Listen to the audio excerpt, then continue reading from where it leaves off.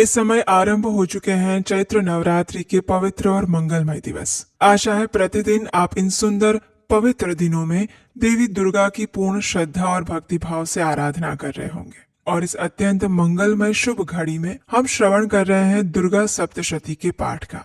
और प्रतिदिन इन दिव्य कथाओं का श्रवण करके देवी दुर्गा की विशेष पूजा आराधना की जाती है। तो चलिए हमारी आज की इस कथा यात्रा को आगे बढ़ाते हुए दुर्गा सप्तशती पाठ के अगले अध्याय का श्रवण करते हैं। आइए आज का दुर्गा सप्तशती पाठ आरंभ करते हैं। 5वां अध्याय, देवताओं द्वारा देवी की स्तुति। चंड मुंड के मुख से अंबिका के रूप की प्रशंसा सुनकर शुंभ का उनके पास दूत भेजना और दूत का निराश होकर लौट आना। इस उत्तर चरित्र के रुद्र ऋषि हैं, महासरस्वती देवता हैं, अनुष्टुप छंद है, भीमा शक्ति है, भ्रामरी बीज है, सूर्य तत्व है और सामवेद स्वरूप है। महासरस्वती की प्रसन्नता के लिए उत्तर चरित्र के पाठ में इसका विनियोग किया जाता है। आइए अब देवी का ध्यान करते हैं। जो अपने कर कमलों में घंटा, शूल, हल, शंख, मूसल, चक्र, धनुष और बाण धारण करती हैं। शरद ऋतु के शोभा संपन्न चंद्रमा के समान जिनकी मनोहर कांति है, जो तीनों लोकों की आधारभूता और शुंभ आदि दैत्यों का नाश करने वाली है, तथा गौरी के शरीर से जिनका प्राकट्य हुआ है, उन महासरस्वती देवी का मैं निरंतर भजन करती हूँ। आइए अब आज के 5वें अध्याय की कथा का श्रवण करते हैं। ऋषि ने कहा, पूर्व काल में शुंभ और निशुंभ नामक असुरों ने अपने बल के घमंड में आकर शचीपति इंद्र के हाथ से तीनों लोकों का राज्य और यज्ञ भाग छीन लिए। वे ही दोनों सूर्य, चंद्रमा, कुबेर, यम और वरुण के अधिकार का भी उपयोग करने लगे। वायु और अग्नि का कार्य भी वही करने लगे। उन दोनों ने सभी देवताओं को अपमानित किया, राज्य भ्रष्ट, पराजित और अधिकारहीन करके स्वर्ग से निकाल दिया। उन दोनों महान असुरों से तिरस्कृत होकर देवताओं ने अपराजिता देवी का स्मरण किया और सोचा, जगदम्बा ने हम लोगों को वर दिया था कि आपत्ति काल में स्मरण करने पर मैं तुम्हारी सभी आपत्तियों का तत्काल नाश कर दूंगी। इस प्रकार विचार करके देवता गिरिराज हिमालय पर गए और वहाँ भगवती विष्णु माया की स्तुति करने लगे। देवताओं ने स्तुति करते हुए कहा, देवी को नमस्कार है, महादेवी शिवा को सर्वदा नमस्कार है, प्रकृति एवं भद्रा को प्रणाम है। हम लोग नियम पूर्वक जगदम्बा को नमस्कार करते हैं, रौद्रा को नमस्कार है, नित्या गौरी एवं धात्री को बारंबार नमस्कार है, ज्योत्स्नामयी चंद्र रूपिणी और सुख स्वरूपा देवी को सतत प्रणाम है। शरणागतों का कल्याण करने वाली वृद्धि एवं सिद्धि रूपा देवी को हम बारंबार नमस्कार करते हैं। नैऋति राजाओं की लक्ष्मी तथा शर्वाणी स्वरूपा आप जगदम्बा को बार बार नमस्कार है। दुर्गा, दुर्गपारा, सारा, सर्वकारिणी, ख्याति, कृष्णा, धुम्रा देवी को सर्वदा नमस्कार है। अत्यंत सौम्य तथा अत्यंत रौद्र रूपा देवी को नमस्कार करते हैं, उन्हें हमारा बारंबार प्रणाम है। जगत की आधारभूता कृति देवी को नमस्कार है। जो देवी सभी प्राणियों में विष्णु माया के नाम से कही जाती है, उनको नमस्कार, उनको नमस्कार, उनको बारंबार नमस्कार। जो देवी सब प्राणियों में चेतना कहलाती हैं, उनको नमस्कार, उनको नमस्कार, उनको बारंबार नमस्कार करते हैं। जो देवी सभी प्राणियों में बुद्धि रूप से स्थित है, उनको नमस्कार, उनको नमस्कार, उनको बारंबार नमस्कार करते हैं। जो देवी सभी प्राणियों में निद्रा रूप से स्थित है, उनको नमस्कार। जो देवी सभी प्राणियों में क्षुधा रूप से स्थित है, उनको नमस्कार। जो देवी सभी प्राणियों में छाया रूप से स्थित है, उनको बारंबार नमस्कार। जो देवी सब प्राणियों में शक्ति रूप से स्थित है, उनको बारंबार नमस्कार। जो देवी सब प्राणियों में तृष्णा रूप से स्थित है, उनको नमस्कार। जो देवी सब प्राणियों में शांति रूप से स्थित है, उनको नमस्कार। जो देवी सब प्राणियों में जाति रूप से स्थित है, उनको नमस्कार है। जो देवी सब प्राणियों में लज्जा रूप से स्थित है, उनको बारंबार नमस्कार है। जो देवी सब प्राणियों में शांति रूप से विराजमान है, उनको हम नमस्कार करते हैं। जो देवी सभी प्राणियों में श्रद्धा रूप से स्थित है, उनको हम नमस्कार करते हैं। जो देवी सब प्राणियों में कांति रूप से स्थित है, उनको नमस्कार करते हैं। जो देवी सब प्राणियों में लक्ष्मी रूप से विराजमान है, उनको नमस्कार। जो देवी सब प्राणियों में वृत्ति रूप से स्थित है, उनको नमस्कार। जो देवी सब प्राणियों में स्मृति रूप से स्थित है, उनको नमस्कार। जो देवी सब प्राणियों में दया रूप से स्थित है, उनको नमस्कार। जो देवी सब प्राणियों में तुष्टि रूप से स्थित है, उनको बारंबार नमस्कार करते हैं। जो देवी सब प्राणियों में माता रूप से स्थित है, उनको नमस्कार। जो देवी सब प्राणियों में भ्रांति रूप से स्थित है, उनको नमस्कार। जो जीवों के इंद्रिय वर्ग की अधिष्ठात्री देवी एवं सब प्राणियों में सदा व्याप्त रहने वाली है, उन व्याप्ति देवी को बारंबार नमस्कार है। जो देवी चैतन्य रूप से इस संपूर्ण जगत को व्याप्त करके स्थित रहती है, उनको नमस्कार है। पूर्व काल में अपने अभिष्ट की प्राप्ति होने से देवताओं ने जिनकी स्तुति की और देवराज इंद्र ने बहुत दिनों तक जिनका सेवन किया, वो कल्याण की साधन भूता ईश्वरी हमारा कल्याण और मंगल करे और सभी आपत्तियों का नाश करे। उद्दंड दैत्यों से सताए हुए हम सभी देवता जिन परमेश्वरी को इस समय नमस्कार करते हैं और जो भक्ति से विनम्र पुरुषों द्वारा स्मरण की जाने पर तत्काल ही संपूर्ण विपत्तियों का नाश करती हैं, वे जगदम्बा कृपया हमारा संकट दूर करें। ऋषि ने कहा, हे राजन, इस प्रकार जब देवतागण स्तुति कर रहे थे, उस समय पार्वती देवी गंगा जी के जल में स्नान करने के लिए वहां आई थी। उन सुंदर भौहों वाली भगवती ने देवताओं से पूछा, आप लोग यहाँ किसकी स्तुति कर रहे हैं? तब उन्हीं के शरीर कोश से प्रकट हुई शिवा देवी बोली, शुंभ दैत्य से तिरस्कृत और युद्ध में निशुंभ से पराजित होकर यहाँ एकत्रित हुए ये समस्त देवता ये मेरी ही स्तुति कर रहे हैं। पार्वती जी के शरीर कोश से अंबिका का प्रादुर्भाव हुआ था, इसलिए वे समस्त लोकों में कौशिकी कही जाती हैं। कौशिकी के प्रकट होने के बाद पार्वती देवी का शरीर काले रंग का हो गया, इसलिए वे हिमालय पर रहने वाली कालिका देवी के नाम से विख्यात हुई। उसके बाद शुंभ निशुंभ के भृत्य चंड मुंड वहां आए और उन्होंने परम मनोहर रूप धारण करने वाली अंबिका देवी को देखा। फिर वे शुंभ के पास जाकर बोले, महाराज, एक अत्यंत मनोहर स्त्री है जो अपनी दिव्य कांति से हिमालय को प्रकाशित कर रही है। ऐसा उत्तम रूप कहीं किसी ने नहीं देखा होगा। हे असुरेश्वर, जरा पता लगाइए वो देवी कौन है और उसे ले लीजिए। स्त्रियों में तो वो रत्न है, उसका प्रत्येक अंग बहुत सुंदर है। वे अपने श्री अंगों की प्रभा से संपूर्ण दिशाओं में प्रकाश फैला रही है। हे दैत्यराज, अभी वो हिमालय पर ही उपस्थित है, आप उसे देख सकते हैं। तीनों लोकों में मणि, हाथी और घोड़े आदि जितने भी रत्न हैं, वे सब इस समय आपके घर में शोभा पाते हैं। हाथियों में रत्न समान ऐरावत, ये पारिजात का वृक्ष और ये उच्च श्रवा घोड़ा, ये सब आपने इंद्र से छीन लिए हैं। हंसों से जुता हुआ ये विमान भी आपके ही आंगन में शोभा पा रहा है। ये रत्नभूत अद्भुत विमान जो पहले ब्रह्मा जी के पास था, वो अब आपके पास लाया गया है। ये महापद्म नामक निधि आपने कुबेर से छीना है। समुद्र ने भी आपको किंजल किनी नाम की माला भेंट की है, जो केसरों से सुशोभित है और जिसके कमल कभी मुरझाते नहीं। सुवर्ण की वर्षा करने वाला वरुण का छत्र भी आपके घर में है और श्रेष्ठ रथ जो पहले प्रजापति का था, अब आपके पास उपस्थित है। हे दैत्येश्वर, मृत्यु की उत्क्रांतिदा नाम वाली शक्ति भी आपने छीन ली है और वरुण का पाश और समुद्र में होने वाले हर प्रकार के रत्न आपके भाई निशुंभ के अधिकार में है।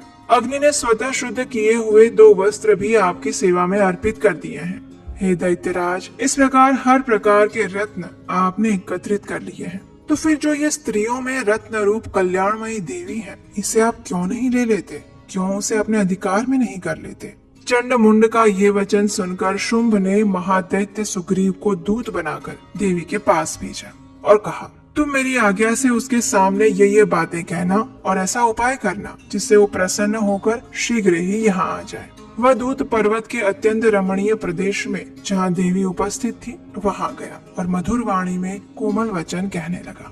दूत ने देवी से कहा, हे देवी, दैत्यराज शुंभ इस समय तीनों लोकों के परमेश्वर हैं। मैं उन्हीं का भेजा हुआ दूत हूँ और यहाँ तुम्हारे पास आया हूँ। उनकी आज्ञा सदा सभी देवता एक स्वर से मानते हैं, कोई उसका उल्लंघन नहीं कर सकता। वे संपूर्ण देवताओं को परास्त कर चुके हैं। उन्होंने तुम्हारे लिए जो संदेश दिया है, अब उसे सुनो। हे देवी, संपूर्ण त्रिलोकी मेरे अधिकार में है। देवता भी मेरी आज्ञा के अधीन चलते हैं। संपूर्ण यज्ञों के भागों को मैं ही पृथक पृथक भोगता हूँ। तीनों लोकों में जितने श्रेष्ठ रत्न हैं, वे सब मेरे अधिकार में हैं। देवराज इंद्र का वाहन ऐरावत जो हाथियों में रत्न के समान है, मैंने छीन लिया है। क्षीर सागर का मंथन करने से जो अश्वरत्न उच्चैःश्रवा प्रकट हुआ था, उसे देवताओं ने मेरे पैरों पर पड़कर समर्पित किया है। हे सुंदरी, उनके सिवा और भी जितने रत्नभूत पदार्थ देवताओं, गंधर्वों और नागों के पास थे, वे सब मेरे पास आ चुके हैं। हे देवी,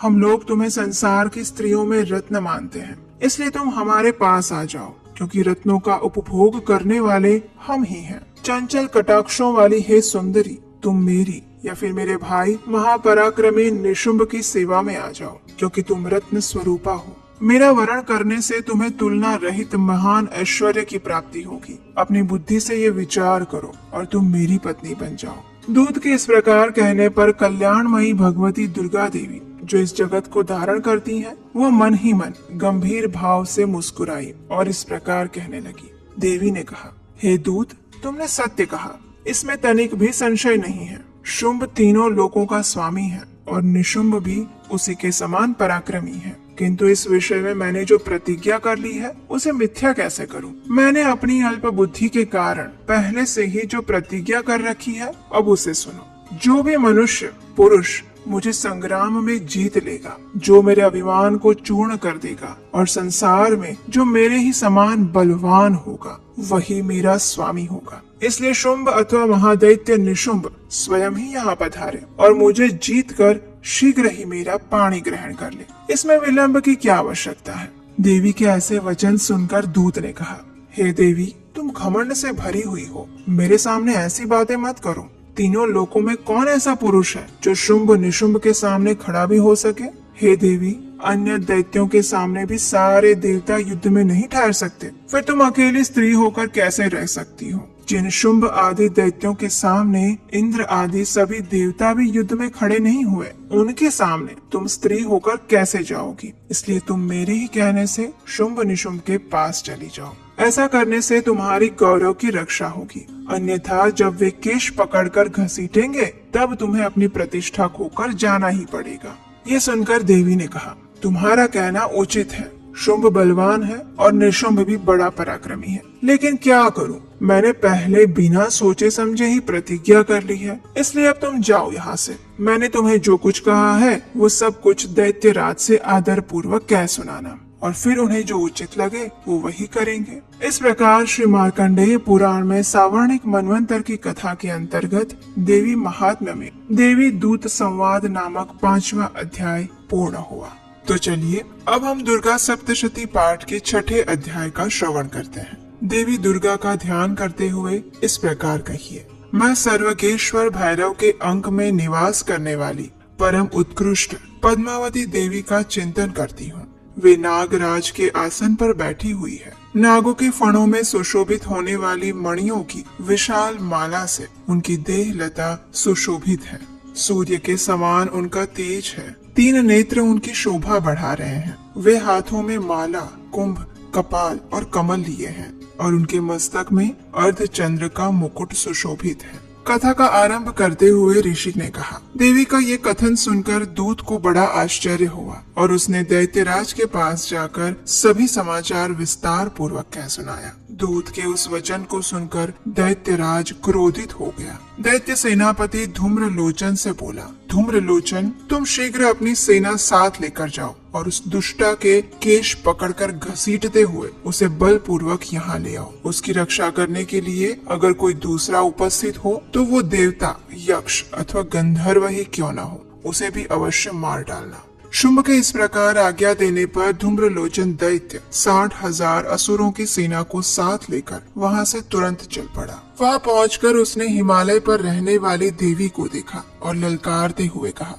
अरियो, तू शुंभ निशुंभ के पास चल। यदि इस समय प्रसन्नता पूर्वक मेरे स्वामी के समीप नहीं चलेगी तो मैं बल पूर्वक तेरे केश पकड़कर घसीटते हुए तुझे यहाँ से ले जाऊंगा। ये सुनकर देवी ने कहा, तुम्हें दैत्यों के राजा ने भेजा है, तुम स्वयं भी बलवान हो और तुम्हारे साथ विशाल सेना भी है। ऐसी दशा में अगर मुझे बल पूर्वक ले चलोगे तो मैं तुम्हारा क्या कर सकती हूँ। देवी के इस प्रकार कहने पर असुर धूम्रलोचन उनकी ओर दौड़ पड़ा और तब अंबिका ने हूँ शब्द के उच्चारण मात्र से उसे भस्म कर दिया। फिर तो क्रोध में भरी हुई दैत्यों की विशाल सेना और अंबिका ने एक दूसरे पर तीखे सहायकों, बाणों, शक्तियों और फरसों की वर्षा आरंभ कर दी। इतने में देवी का वाहन सिंह क्रोध में आकर भयंकर गर्जना करते हुए गर्दन के बालों को हिलाता हुआ असुरों की सेना में टूट पड़ा। उसने कुछ दैत्यों को पंजों की मार से, कितनों को ही अपने जबड़ों से और कितने ही दैत्यों को पटक कर ओट की दाढ़ों से ही घायल करके मार दिया। उस सिंह ने अपने नखों से कितने को ही पेट फाड़ डाले और थप्पड़ मारकर कितनों के सिर धड़ से अलग कर दिए। कितने ही सैनिकों की भुजाएं और मस्तक काट डाले और अपनी गर्दन के बाल हिलाते हुए उसने दूसरे दैत्यों के पेट फाड़कर उनका रक्त भी चूस लिया। अत्यंत क्रोध में भरे हुए देवी के वाहन उस महाबली सिंह ने क्षण भर में ही असुरों की संपूर्ण सेना का संहार कर दिया। शुंभ ने जब ये सुना कि देवी ने धूम्रलोचन असुर को मार डाला है और उसके सिंह ने सारी सेना का भी सफाया कर दिया है, तब उसने दैत्य राज को बड़ा क्रोध हुआ। उसके ओठ कांपने लगे। उसने चंड और मुंड नामक दो महादैत्यों को आज्ञा दी, हे चंड, हे मुंड, तुम लोग बहुत बड़ी सेना लेकर वहां पर जाओ। उस देवी के केश पकड़कर अथवा उसे बांधकर शीघ्र यहाँ ले आओ। अगर इस प्रकार उसको लाने में संदेह हो तो युद्ध में सब प्रकार के अस्त्र शस्त्रों और समस्त असुरी सेना का प्रयोग करके उसकी हत्या कर देना। उस दुष्टा की हत्या होने तथा सिंह के भी मारे जाने पर उस अंबिका को बांधकर साथ में ही शीघ्र लेकर आ जाना। इस प्रकार श्री मार्कंडेय पुराण में सावर्णिक मनवंतर की कथा के अंतर्गत देवी महात्म्य में धूम्रलोचन वध नामक छठा अध्याय पूर्ण हुआ। आइए अब 7वें अध्याय का श्रवण करते हैं। 7वां अध्याय, चंड और मुंड का वध। सर्वप्रथम देवी का ध्यान करते हुए इस प्रार्थना का उच्चारण करते हैं। मैं मातंगी देवी का ध्यान करती हूँ। वे रत्नमय सिंहासन पर बैठकर पढ़ते हुए तोते का मधुर शब्द सुन रही हैं। उनके शरीर का वर्ण श्याम है। वे अपना एक पैर कमल पर रखे हुए हैं और मस्तक पर अर्ध चंद्र धारण करती हैं तथा कलहार पुष्पों की माला धारण किए वीणा बजाती हैं। उनके अंग में कसी हुई चोली शोभा पा रही है। वे लाल रंग की साड़ी पहने हुए हाथ में शंखमय पात्र लिए हुए हैं। उनके वदन पर मधु का हल्का हल्का प्रभाव जान पड़ता है और ललाट में बिंदी शोभा दे रही है।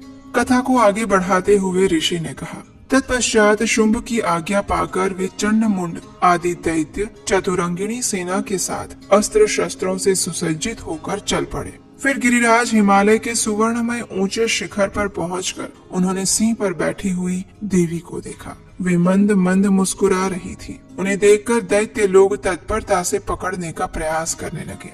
किसी ने धनुष तान लिया, किसी ने तलवार संभाली और कुछ लोग देवी के पास आकर खड़े हो गए। तब अंबिका ने उन शत्रुओं के प्रति बड़ा क्रोध किया। उस समय क्रोध के कारण उनका मुख काला पड़ गया, ललाट में भौहें टेढ़ी हो गई और वहां से तुरंत ही विकराल मुखी काली प्रकट हुई जो तलवार और पाश लिए थी। वे विचित्र खटवांग धारण किए और चिते के चर्म की साड़ी पहने नर मुंडों की माला से विभूषित थी। उनके शरीर का मांस सूख गया था, केवल हड्डियों का ढांचा था जिसे वे अत्यंत भयंकर जान पड़ती थी। उनका मुख बहुत विशाल था। जीभ लप लपाने के कारण वे और भी डरावनी लग रही थी। उनकी आंखें भीतर को धसी हुई और कुछ लाल थी। वे अपनी भयंकर गर्जना से संपूर्ण दिशाओं को गुंजायमान कर रही थी। बड़े बड़े दैत्यों का वध करती हुई वे कालिका देवी बड़े वेग से दैत्यों की उस सेना पर टूट पड़ी और उन सब का भक्षण करने लगी। वे पार्श्व रक्षकों,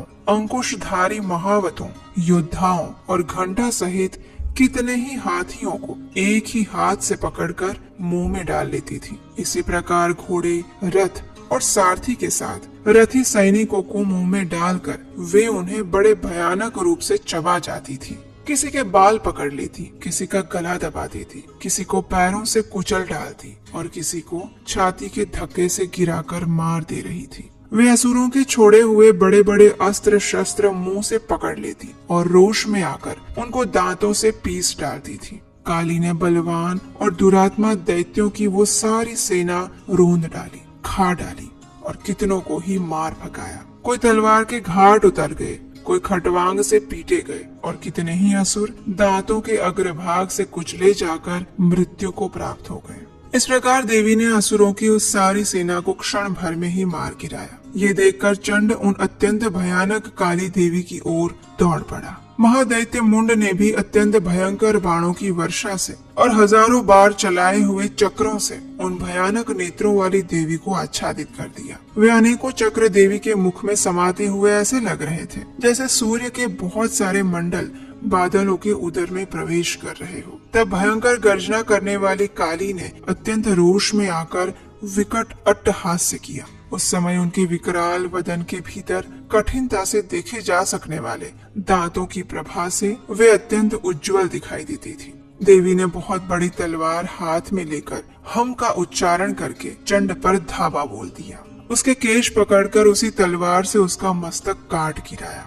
चंड को मारा गया देखकर मुंड भी देवी की ओर दौड़ा और तब देवी ने रोष में आकर उसे भी तलवार से घायल करके धरती पर सुला दिया। महापराक्रमी चंड और मुंड को मारा गया देख मरने से बची हुई बाकी सेना भय से व्याकुल होकर चारों ओर भागने लगी। तत्पश्चात काली ने चंड और मुंड का मस्तक हाथ में लेकर चंडिका के पास जाकर प्रचंड अट्टहास्य करते हुए कहा, हे देवी, मैंने चंड और मुंड नामक इन दो महापशुओं को तुम्हें भेंट किया है। अब युद्ध यज्ञ में तुम शुंभ और निशुंभ का स्वयं ही वध करना। इस प्रकार वहां लाए हुए चंड और मुंड नामक महादैत्यों को देखकर कल्याणमयी चंडी ने काली से मधुर वाणी में कहा, हे देवी, तुम चंड और मुंड को लेकर मेरे पास आई हो, इसलिए संसार में अब से तुम चामुंडा के नाम से विख्यात होगी। और इस प्रकार श्री मार्कंडेय पुराण में सावर्णिक मनवंतर की कथा के अंतर्गत देवी महात्म्य में चंड मुंड वध नामक 7वां अध्याय पूर्ण हुआ। 8वां अध्याय रक्त बीज वध। कथा श्रवण करने से पहले देवी का ध्यान करते हुए इस प्रकार प्रार्थना करें, मैं अणिमा आदि सिद्धिमयी किरणों से आवृत भवानी का ध्यान करती हूँ। उनके शरीर का रंग लाल है, नेत्रों में करुणा लहरा रही है और हाथों में पाश, अंकुश, बाण और धनुष शोभा पा रहे हैं। कथा के तार को जोड़ते हुए ऋषि ने कहा, चंड और मुंड नामक दैत्यों के मारे जाने और बहुत सी सेना का संहार हो जाने पर दैत्यों के राजा प्रतापी शुंभ के मन में बड़ा क्रोध आया। उसने दैत्यों की संपूर्ण सेना को युद्ध के लिए कूच करने की आज्ञा दी। उसने कहा, आज उदायुध नाम के 86 दैत्य सेनापति अपनी सेनाओं के साथ युद्ध के लिए प्रस्थान करें। कंबू नाम वाले दैत्यों के 84 सेना नायक अपनी वाहिनी से घिरे हुए यात्रा करें। 50 कोटि वीर कुल के और 100 धौम्र कुल के असुर सेनापति मेरी आज्ञा से सेना सहित आगे कूच करें। कालक, दौहर्द, मौर्य और काल के असुर भी युद्ध के लिए तैयार हो मेरी आज्ञा से तुरंत प्रस्थान करें। भयानक शासन करने वाला असुर राज शुंभ इस प्रकार आज्ञा देकर सहस्त्रों बड़ी बड़ी सेनाओं के साथ युद्ध के लिए प्रस्थित हुआ। उसकी अत्यंत भयंकर सेना आती देखकर चंडिका ने अपने धनुष के टंकार से पृथ्वी और आकाश के बीच का भाग गुंजा दिया। राजन, तदंतर देवी के सिंह ने भी बड़े जोर से दहाड़ना आरंभ किया। फिर अंबिका ने घंटे के शब्द से उस ध्वनि को और भी बढ़ा दिया। धनुष की टंकार, सिंह की दहाड़ और घंटे की ध्वनि से संपूर्ण दिशाएं गूंज उठी। उस भयंकर शब्द से काली ने अपने विकराल मुख को और भी बढ़ा लिया था और इस प्रकार वे विजयी हुई। उस तुमुल नाद को सुनकर दैत्यों की सेनाओं में चारों ओर से आकर चंडिका देवी, सिंह तथा काली देवी को क्रोध पूर्वक घेर लिया। इसी बीच में असुरों के विनाश तथा देवताओं के अभ्युदय के लिए ब्रह्मा, शिव, कार्तिकेय, विष्णु तथा इंद्र आदि देवों की शक्तियाँ, जो अत्यंत पराक्रम और बल से संपन्न थी, वे उनके शरीरों से निकलकर उन्हीं के रूप में चंडिका देवी के पास आ गई। जिस देवता का जैसा रूप, जैसी वेशभूषा और जैसा वाहन है, ठीक वैसे ही साधनों से संपन्न हो उनकी अपनी अपनी शक्तियाँ असुरों से युद्ध करने के लिए आई। सबसे पहले हंस युक्त विमान पर बैठी हुई अक्षसूत्र और कमंडलों से सुशोभित ब्रह्मा जी की शक्ति उपस्थित हुई, जिसे ब्रह्माणी कहते हैं। महादेव जी की शक्ति वृषभ पर आरूढ़ होकर हाथों में श्रेष्ठ त्रिशूल धारण किए, महानाग का कंकण पहने, मस्तक में चंद्र रेखा से विभूषित होकर वहां आ पहुंची। कार्तिकेय जी की शक्ति रूपा जगदम्बिका उन्हीं का रूप धारण किए श्रेष्ठ मयूर पर आरूढ़ होकर शक्ति लिए दैत्यों से युद्ध करने के लिए आ गई। इसी प्रकार भगवान विष्णु की शक्ति गरुड़ पर विराजमान होकर शंख चक्र गदा और शारंग धनुष तथा खड़ग हाथ में लिए आ गई। अनुपम यज्ञ वाराह का रूप धारण करने वाले श्री हरि की जो शक्ति है वह भी वाराह शरीर धारण करके वहां उपस्थित हुई। नारसिंह शक्ति भी नृसिंह के समान शरीर धारण करके वहां पर आ गई। उसकी गर्दन के बालों के झटके से आकाश के तारे बिखरे पड़ते थे। इस प्रकार इंद्र की शक्ति वज्र हाथ में लिए गजराज ऐरावत पर बैठकर आई। उसके भी सहस्त्र नेत्र थे। इंद्र का जैसा रूप है वैसा ही उसका था। तत्पश्चात उन देव शक्तियों से घिरे हुए महादेव जी ने चंडिका से कहा, मेरी प्रसन्नता के लिए आप शीघ्र ही इन असुरों का संहार करें। तब देवी के शरीर से अत्यंत भयानक और परम उग्र चंडिका शक्ति प्रकट हुई, जो सैकड़ों गिदड़ियों की भांति आवाज कर रही थी। उस अपराजिता देवी ने धूमिल जटा वाले महादेव जी से कहा, हे भगवान, आप शुंभ निशुंभ के पास दूत बनकर जाइए और उन अत्यंत गर्वीले दानव शुंभ और निशुंभ दोनों से कहिए। साथ ही उनके अतिरिक्त भी जो दानव युद्ध के लिए वहां उपस्थित होकर उनको भी ये संदेश दीजिए कि हे दैत्यों, अगर तुम जीवित रहना चाहते हो तो पाताल में लौट जाओ। इंद्र को त्रिलोकी का राज्य मिल जाए और देवता यज्ञ भाग का उपभोग करें। अगर बल के घमंड में आकर तुम युद्ध की अभिलाषा रखते हो तो आ जाओ। मेरी शिवाएं योगिनियां तुम्हारे कच्चे मांस से तृप्त होने के लिए तैयार हैं। हालांकि उस देवी ने भगवान शिव को दूत के कार्य में नियुक्त किया था, इसलिए वह शिव दूती के नाम से भी संसार में जानी गई। वे महादैत्य भी भगवान शिव के मुख से देवी के वचन सुनकर क्रोध में आ गए और जहाँ कात्यायनी विराजमान थी उस ओर बढ़ने लगे। वे दैत्य अमर्ष में भरकर पहले ही देवी के ऊपर बाण, शक्ति और रिष्टि आदि अस्त्रों की वृष्टि करने लगे। तब देवी ने भी खेल खेल में धनुष की टंकार की और उससे छोड़े हुए बड़े बड़े बाणों द्वारा दैत्यों के चलाए हुए बाण, शूल, शक्ति और फरसों को काट डाला। फिर काली उनके आगे होकर शत्रुओं को शूल के प्रहार से विदीर्ण करने लगी और खटवांग से उन्हें मारने लगी। उन सबको मारती हुई वो रणभूमि में विचरने लगी। ब्रह्माणी भी जिस जिस ओर दौड़ती उसी ओर अपने कमंडलों का जल छिड़क कर शत्रुओं की ओज और पराक्रम को नष्ट कर देती थी। माहेश्वरी ने त्रिशूल से और वैष्णवी ने चक्र से और अत्यंत क्रोध में भरी हुई कुमार कार्तिकेय की शक्ति ने शक्ति से दैत्यों का संहार आरंभ किया। इंद्र शक्ति के वज्र प्रहार से विदीर्ण होकर सैकड़ों दैत्य दानव रक्त की धारा बहाते हुए पृथ्वी पर सो गए। वाराही शक्ति ने कितनों को अपनी थुथुन की मार से नष्ट किया। दाढ़ों के अग्रभाग से कितनों को ही छाती भेद डाली और कितने ही दैत्य उसके चक्र की चोट से विदीर्ण होकर गिर पड़े। नारसिंही भी दूसरे महादैत्यों को अपने नखों से विदीर्ण करके खाने लगी और सिंहनाद से दिशाओं और आकाश को गूंजाती हुई युद्ध क्षेत्र में विचरने लगी। कितने ही असुर शिवदूती के प्रचंड अट्टहास्य में अत्यंत भयभीत होकर पृथ्वी पर गिर पड़े और गिरने पर उन्हें शिवदूती ने उस समय अपना ग्रास बना लिया। इस प्रकार क्रोध में भरे हुए मातृगणों को अनेक प्रकार के उपायों से बड़े बड़े असुरों का मर्दन करते हुए देखकर दैत्य सैनिक भाग खड़े हुए। मातृगणों से पीड़ित दैत्यों को युद्ध से भागते देखकर रक्तबीज नामक महादैत्य क्रोध में आ गया और युद्ध करने के लिए तत्पर हो गया। उसके शरीर से जब रक्त की बूंदें पृथ्वी पर गिरती तब उसी के समान शक्तिशाली एक दूसरा महादैत्य पृथ्वी पर उत्पन्न हो जाता। महासुर रक्त बीज हाथ में गदा लेकर इंद्र शक्ति के साथ युद्ध करने लगा।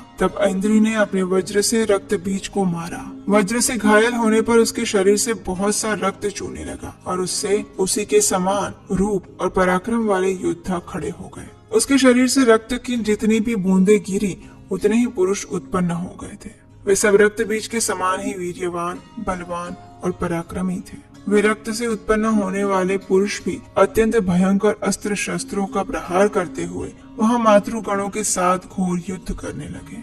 पुनः वज्र के प्रहार से जब उसका मस्तक घायल हुआ तब रक्त बहने लगा और उससे हजारों पुरुष उत्पन्न हो गए। वैष्णवी ने युद्ध में रक्त बीज पर चक्र का प्रहार किया और इंद्री ने उस दैत्य सेनापति की गदा से चोट पहुंचाई। वैष्णवी के चक्र से घायल होने पर उसके शरीर से जो रक्त बहा और उससे जो उसी के बराबर आकार वाले सहस्त्रों महादैत्य प्रकट हुए, उनके द्वारा संपूर्ण जगत व्याप्त हो गया। कौमारी ने शक्ति से, वाराही ने खड़ग से और माहेश्वरी ने त्रिशूल से महादैत्य रक्त बीज को घायल किया। क्रोध में भरे हुए उस महादैत्य रक्त बीज ने भी गदा से सभी मातृशक्तियों पर पृथक पृथक प्रहार करना आरंभ किया। शक्ति और शूल आदि से अनेक बार घायल होने पर जो उसके शरीर से रक्त की धारा पृथ्वी पर गिरी, उससे भी निश्चय ही सैकड़ों असुर उत्पन्न हो गए। इस प्रकार उस महादैत्य के रक्त से प्रकट हुए असुरों द्वारा संपूर्ण जगत व्याप्त हो गया। इससे उन देवताओं को बड़ा भय हुआ। देवताओं को उदास देखकर चंडिका ने काली से शीघ्रता पूर्वक कहा, हे चामुंडे, तुम अपना मुख और भी फैलाओ और मेरे शस्त्र पात से गिरने वाले रक्त बिंदुओं और उनसे उत्पन्न होने वाली महादैत्यों की तुम अपने इस उतावले मुख से खा लो। इस प्रकार रक्त से उत्पन्न होने वाले महादैत्यों का भक्षण करती हुई तुम रण में विचरण करती रहो। ऐसा करने से उस दैत्य का सारा रक्त क्षीण हो जाएगा और वो स्वयं भी नष्ट हो जाएगा। उन भयंकर दैत्यों को जब तुम खा जाओगे तब दूसरे नए दैत्य उत्पन्न नहीं हो पाएंगे। काली से यो कहकर चंडिका देवी ने शूल से रक्त बीज को मारा और काली ने अपने मुख में उसका रक्त ले लिया। तब उसने वहां चंडिका पर गदा में प्रहार किया, लेकिन उस गदापात ने देवी को तनिक भी हिलाया नहीं और वेदना भी नहीं पहुंचाई। रक्त बीज के घायल शरीर से बहुत सा रक्त गिरा, लेकिन जो ही वो गिरा त्यों ही चामुंडा ने उसे अपने मुख में ले लिया। रक्त गिरने से काली के मुख में जो महादैत्य उत्पन्न हुए उन्हें भी वो चट कर गई और उसने रक्त बीज का रक्त भी पी लिया। तत्पश्चात देवी ने रक्त बीज को, जिसका रक्त चामुंडा ने पी लिया था, वज्र, बाण, खड़ग, सृष्टि आदि से मार डाला। हे राजन, इस प्रकार शास्त्रों के समुदाय से आहत और रक्तहीन हुआ महादैत्य रक्त बीज पृथ्वी पर गिर पड़ा। हे नरेश्वर, इससे देवताओं को अनुपम हर्ष की प्राप्ति हुई और मातृगण उन असुरों के रक्तपान के मद से उद्धत सा होकर नृत्य करने लगे। इस प्रकार श्री मार्कंडेय पुराण में सावर्णिक मनवंतर की कथा के अंतर्गत देवी महात्म्य में रक्त बीज वध नामक 8वां अध्याय पूर्ण हुआ।